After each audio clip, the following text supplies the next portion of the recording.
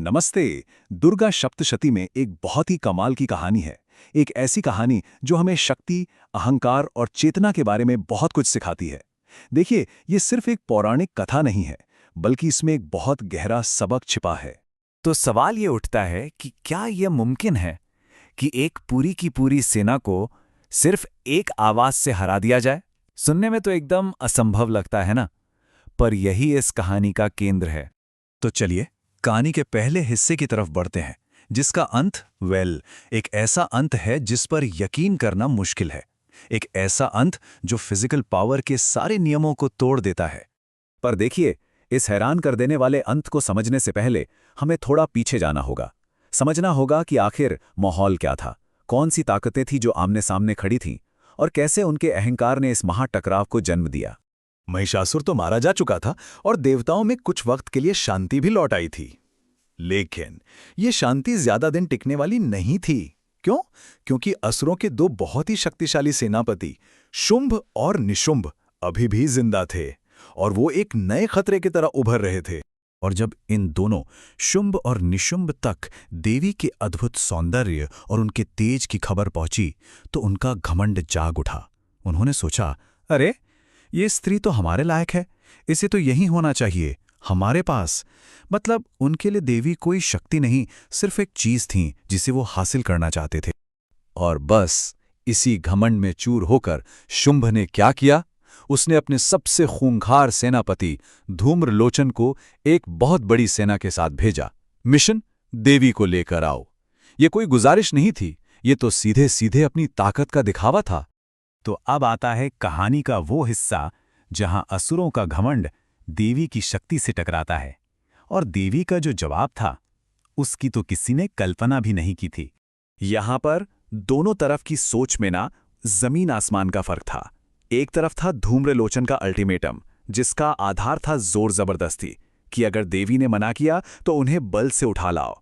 और दूसरी तरफ थी देवी, जिन्होंने ताकत की नहीं, पराक्रम की एक शर्त रखी। देवी ने बड़े ही शांत पर उतने ही दृढ़ स्वर में जवाब दिया। उन्होंने कहा, मेरी एक प्रतिज्ञा है, जो कोई भी मुझे युद्ध में हरा देगा, सिर्फ वही मेरा पति बन सकता है। अब ये जवाब सुनकर सेनापति धूम्रलोचन का अहंकार तो जैसे टूट ही गया। वो गुस्से से आग बबूरा हो गया। और बस यहीं से कहानी उस मोड़ पे पहुंचती है जो हमें हमारे पहले सवाल का जवाब देगी। ये इस पूरी कहानी का सबसे नाटकीय, सबसे जबरदस्त पल है, जहां शक्ति का असली मतलब सामने आता है। देवी की इस शर्त को अपना अपमान समझकर गुस्से से भरे धूम्रलोचन ने अपनी सेना को हमला करने का हुक्म दे दिया। लेकिन देवी ने जवाब में ना कोई हथियार उठाया, ना अपनी सेना बुलाई। उनका जवाब था सिर्फ एक आवाज, एक हुंकार। और उस एक हुंकार का असर देखिए, सब कुछ पलक झपकते ही हो गया। स्टेप 1, देवी ने हुंकार भरी। स्टेप 2, उसी आवाज से आग पैदा हुई। और स्टेप 3, वो आग इतनी प्रचंड थी कि धूम्रलोचन उसी पल जलकर राख हो गया। इस पूरी जीत में सबसे हैरान करने वाली बात क्या थी? यही कि कोई हथियार इस्तेमाल नहीं हुआ, कोई लंबी चौड़ी लड़ाई नहीं हुई। देवी की अपनी अंदरूनी शक्ति ही उस पूरी सेना के लिए काफी थी। तो सवाल ये है कि आखिर ये हुआ क्या? क्या ये सिर्फ एक देवी देवताओं का युद्ध था? नहीं, ये कहानी इससे कहीं ज्यादा गहरी है। इसके पीछे एक सिंबॉलिक, एक प्रतीकात्मक मतलब छुपा है, जो हमारी जिंदगी पर भी लागू होता है। अगर हम इन प्रतीकों को समझे ना, तो धूम्रलोचन क्या है? वो है हमारा अहंकार, हमारी ब्रूट फोर्स। और देवी की हुंकार, वो है चेतना, यानी कॉन्शियसनेस की शुद्ध शक्ति।